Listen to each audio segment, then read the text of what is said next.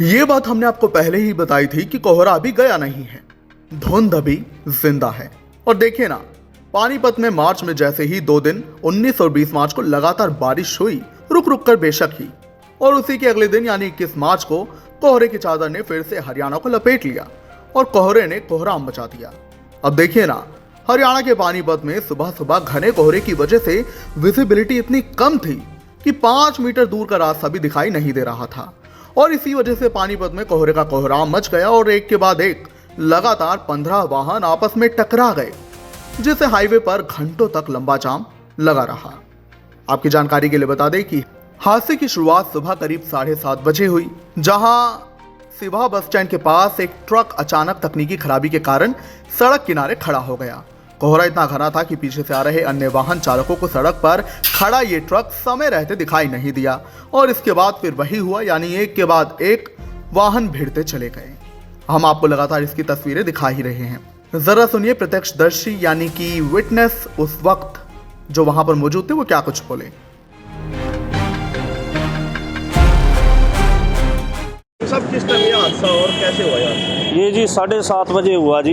ये आगे गाड़ी लग रही थी डंपर में ये गाड़ी, इसलिए पीछे गाड़ियाँ रुक गई।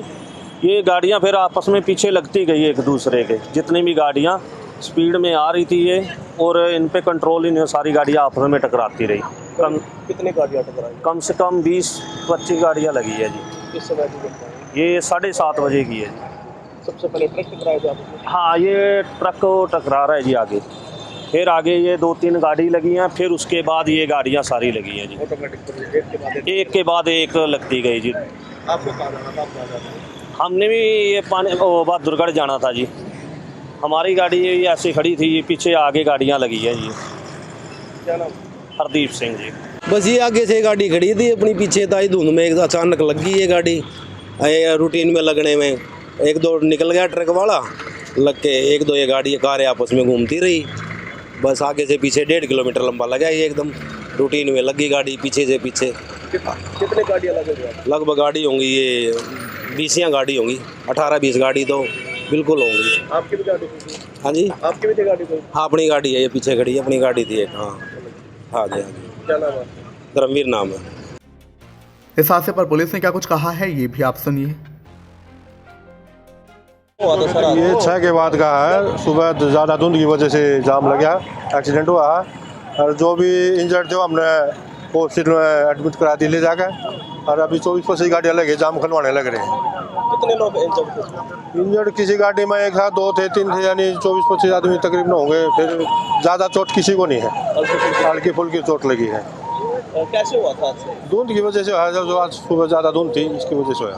बता रहे ट्रक पहले खड़ा था, उसके बाद एक सेकंड नहीं, कोई नहीं खड़ा है, जो चलते चलते है इनका। हाँ, कोई गाड़ी नहीं खड़ी थी, धुंध की वजह से हुआ। खुलवा दिया?